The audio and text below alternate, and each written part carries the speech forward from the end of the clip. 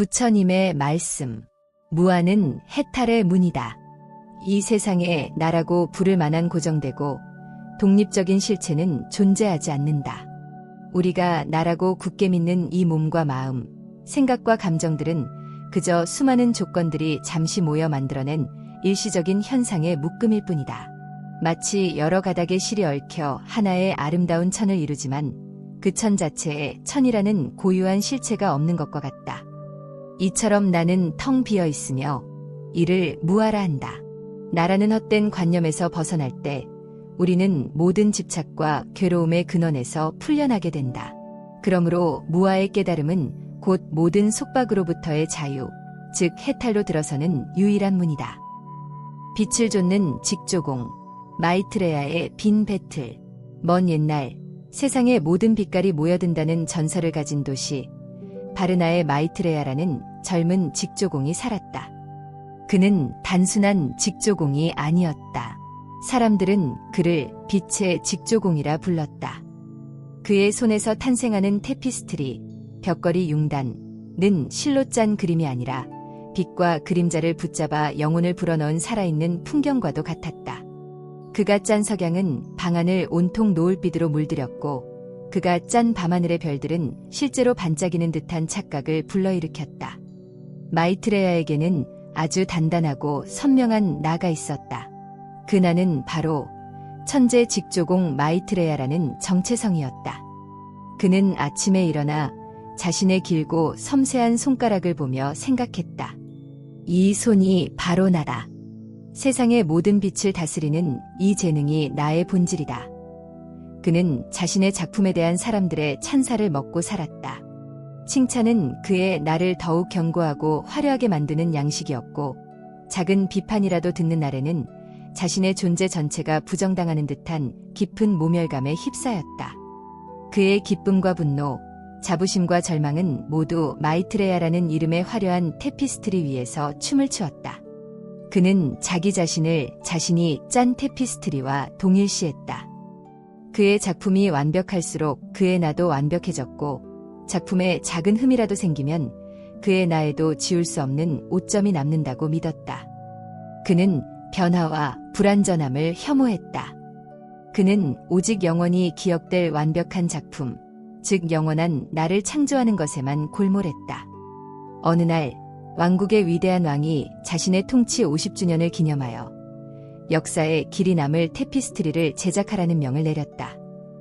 그리고 그 영광스러운 임무는 당연히 빛의 직조공 마이트레야에게 주어졌다. 마이트레야에게 이것은 자신의 나를 역사에 영원히 각인시킬 일생일대의 기회였다.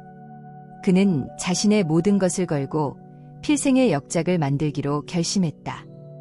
그것은 왕국의 창건 신화부터 현재의 번영에 이르기까지 모든 역사를 한 폭에 담아내는 장대한 작품이 될 터였다.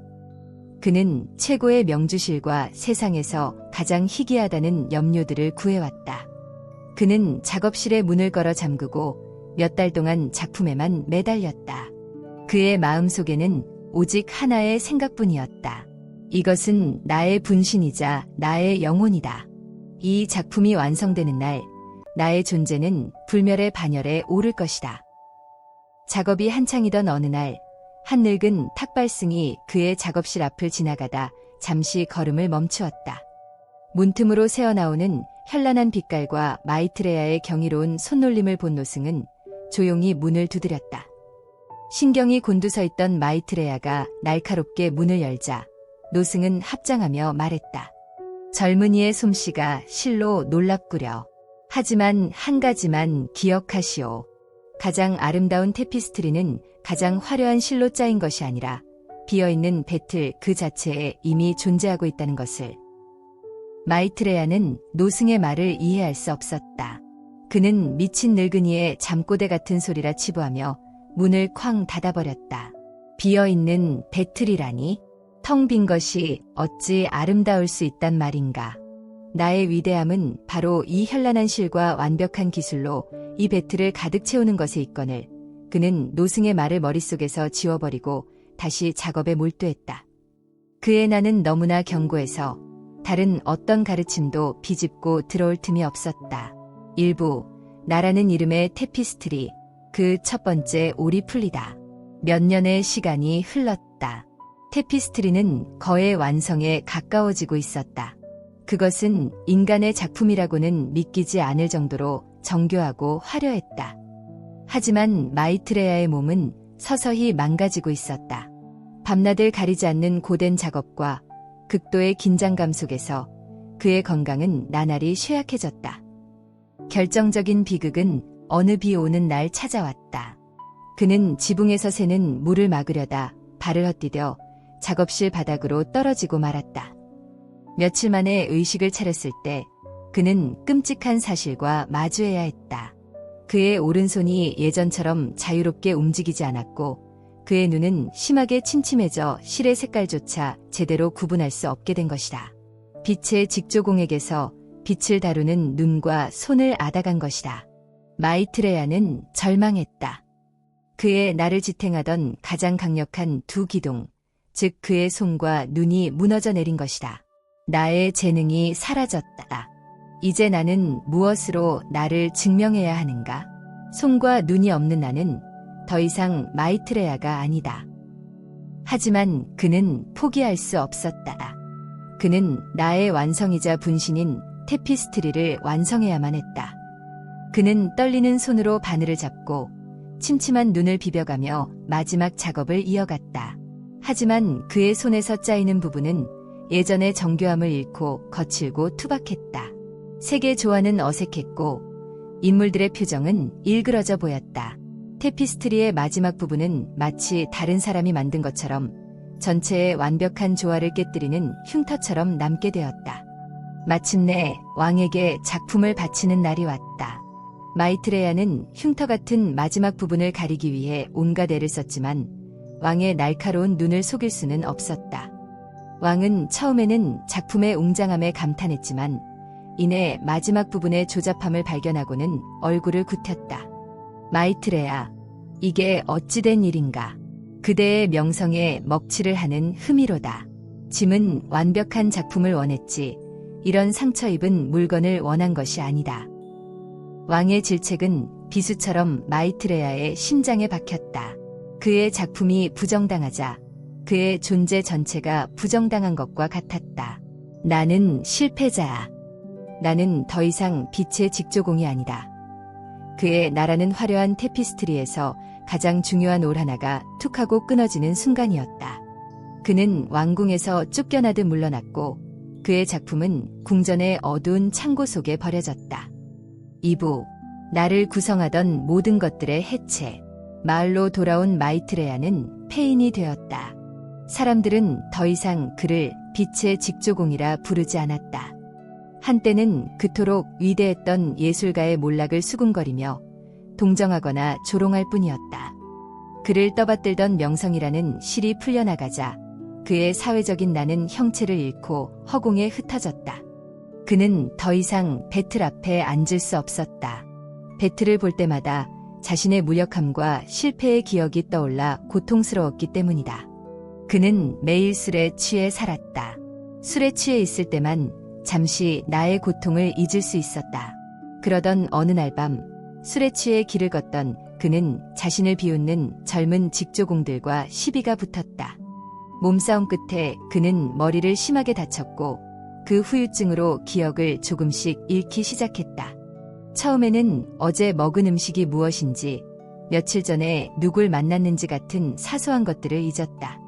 하지만 병세는 점점 심해져 나중에는 어린 시절의 추억, 부모님의 얼굴, 심지어 자신이 그토록 자랑스러워했던 직조 기술의 비법까지도 기억해내지 못하게 되었다. 그의 머릿속에서 나라는 이야기를 구성하던 기억의 실들이 하나씩, 둘씩 끊어져 나갔다. 그는 더 이상 과거의 영광을 추억하며 자부심을 느끼지도 실패의 순간을 떠올리며 괴로워하지도 못했다. 그의 과거가 사라지자 그 과거를 바탕으로 세워졌던 나라는 정체성도 희미한 안개처럼 흩어지기 시작했다. 그는 이제 아무것도 아니었다. 재능을 잃고 명성을 잃고 이제는 기억마저 잃어버린 텅 빈 껍데기. 그는 자신이 누구인지조차 알 수 없었다. 마이트레야라는 이름은 그에게 아무런 의미도 감흥도 주지 못하는 낯선 소리일 뿐이었다. 어느 날 그는 정처 없이 떠돌다 깊은 산속으로 들어가게 되었다. 굶주림과 피로에 지쳐 쓰러진 그를 발견한 것은 몇 년 전 그의 작업실을 찾아왔던 바로 그 늙은 탁발승이었다. 노승은 작은 암자에 기거하며 홀로 수행하고 있었다. 그는 마이트레야를 암자로 데려와 정성껏 보살폈다. 마이트레야가 기력을 차리자 노승이 물었다. 그대는 누구시오? 마이트레야는 멍하니 고개를 저었다. 모르겠습니다. 아무것도 기억나지 않습니다. 몸도, 재능도, 명성도, 기억도, 나를 이루던 모든 것이 사라진 것이다. 그의 화려했던 테피스트리는 이제 완전히 해체되어 한 올의 실도 남아있지 않은 상태가 되었다. 그는 마침내 비어있는 배틀 그 자체가 된 것이다. 3부, 비어있는 배틀, 해탈의 문을 발견하다. 노승은 그에게 새로운 이름을 주지 않았다. 그저 버디라고 불렀다. 마이트레야, 즉 버든 노승과 함께 생활하며 아주 단순한 일들을 했다. 아침에 일어나 계곡에서 물을 길어오고 숲에서 땔감을 구하고 마당을 쓸고 공양을 준비하는 것이 그의 일과의 전부였다. 처음에는 모든 것이 낯설고 혼란스러웠다. 하지만 나라는 이름표가 없었기에 그는 잘해야 한다는 압박감도 못하면 어쩌나 하는 불안감도 느끼지 않았다. 그는 그저 물을 길었고 땔감을 했다. 그의 마음은 텅 비어 있었고 그 텅 빈 마음으로 그는 세상을 처음 만나는 아이처럼 모든 것을 새롭게 경험하기 시작했다. 그는 물을 기르러 갈 때 차가운 계곡물이 발에 닿는 감촉에 온전히 집중했다. 땔감을 구할 때는 나무의 거친 껍질과 흙냄새를 잇는 그대로 느꼈다. 예전에 마이트레야라면 내가 물을 깃는다, 내가 땔감을 한다고 생각했겠지만 지금의 그는 그런 생각조차 하지 않았다. 그저 물 깃는 행위와 땔감을 하는 행위 그 자체가 있을 뿐이었다. 나라는 주체가 사라지자 세상과 그 사이에 있던 보이지 않는 벽이 허물어졌다. 그는 더 이상 세상을 관찰하는 나가 아니라 세상과 함께 숨쉬는 일부가 되어가고 있었다. 어느 날 오후, 노승은 그를 데리고 법당으로 들어갔다. 법당 안에는 아무것도 없었다. 불상도, 그림도, 그 어떤 장식도 없었다. 텅 빈 공간이었다. 노승은 그에게 조용히 앉아 자신의 호흡을 바라보라고 말했다. 버디여, 들숨과 날숨을 가만히 지켜보시오. 억지로 숨 쉬려 하지도, 숨을 분석하려 하지도 마시오. 그저 숨이 들어오고 나가는 것을 알아차리기만 하면 됩니다. 그는 노승의 말대로 눈을 감고 자신의 호흡에 집중했다. 처음에는 온갖 생각들이 떠올랐다. 나는 왜 여기에 있는가? 배가 고프다. 다리가 저리다. 하지만 그는 그 생각들을 붙잡지도 밀어내지도 않았다. 그는 노승의 가르침대로 그저 생각들이 구름처럼 피어났다가 사라지는 것을 묵묵히 지켜볼 뿐이었다. 그렇게 며칠, 몇 달이 지났다. 그는 놀라운 사실을 깨닫기 시작했다. 자신의 몸과 마음 속에서 일어나는 모든 것들이 자신의 호흡과 똑같다는 것을. 감정은 파도처럼 밀려왔다가 스르르 사라졌다. 생각은 연기처럼 피어올랐다가 허공으로 흩어졌다. 몸의 감각들은 나타났다가 이내 다른 감각으로 변해갔다. 그 어떤 것도 고정되어 있거나 영원하지 않았다. 모든 것이 쉼없이 변하는 거대한 흐름일 뿐이었다. 그는 문득 깨달았다. 내가 나라고 믿었던 것들은 무엇이었나? 나의 몸. 하지만 이 몸은 매 순간 늙고 변해간다. 나의 감정. 하지만 감정은 아침 저녁으로 바뀐다. 나의 생각. 생각은 내가 원치 않아도 멋대로 떠오르고 사라진다. 나의 기억. 기억조차 온전하지 않고 변하며 결국엔 사라진다. 그렇다면 진짜 나는 어디에 있는가? 그는 자신의 존재를 샅샅이 뒤졌다. 하지만 그 어디에서도 나라고 부를 만한 고정된 주인, 불변의 핵심을 찾을 수 없었다. 오직 끊임없이 변화하는 몸과 마음의 현상들, 즉 조건 따라 일어났다 사라지는 작용들의 묶음만이 있을 뿐이었다. 나라고 믿었던 것은 이 변화하는 현상들에 마이트레야라는 이름을 붙이고 내 것이라고 착각한 거대한 환상에 불과했다. 그 깨달음의 순간 그의 온몸에 거대한 빛이 내리쬐는 듯한 충격이 찾아왔다. 그는 비로소 몇 년 전 노승이 했던 말의 의미를 온몸으로 이해했다. 가장 아름다운 테피스트리는 비어있는 배틀 그 자체에 있다. 가장 완전한 존재의 상태는 화려한 실, 몸, 마음, 생각, 재능, 명성로 나를 가득 채운 상태가 아니었다. 그것은 그 모든 것이 본래 실체가 없으며 텅 비어있음, 무아을 깨달은 비어있는 상태 그 자체였던 것이다. 나라는 실체가 없음을 깨닫자 나의 것이라는 집착도 함께 사라졌다. 나를 지키기 위해 발버둥 쳤던 모든 고통, 나를 잃을까 봐 두려워했던 모든 불안이 눈 녹듯 사라졌다. 그는 울지도 웃지도 않았다. 그의 마음은 깊고 고요한 호수와 같았다. 모든 속박에서 풀려난 완전한 자유, 그것이 바로 해탈이었다. 그는 무아라는 문을 통과하여 마침내 고통 없는 평화의 땅에 들어선 것이다. 에필로그, 빛을 담는 배틀. 얼마 후 노승은 그에게 말했다. 버디어, 이제 산을 내려가도 좋소. 그대는 이제 길을 잃지 않을 것이오. 그는 노승에게 깊은 절을 올리고 아무런 미련 없이 산을 내려왔다. 그는 다시 도시 바르나로 돌아왔다. 사람들은 그를 알아보지 못했다. 그의 외모는 남루했지만 그의 눈빛은 깊고 평화로웠으며 그의 얼굴에는 온화한 미소가 걸려 있었다. 그는 예전 자신의 작업실터에 버려져 있던 낡은 배틀을 발견했다. 그는 그 앞에 조용히 앉았다. 그리고는 주변에 굴러다니는 가장 평범한 실, 빛바랜 삼배실과 거친 무명실을 주워들었다. 그는 다시 직조를 시작했다. 하지만 예전과는 완전히 달랐다.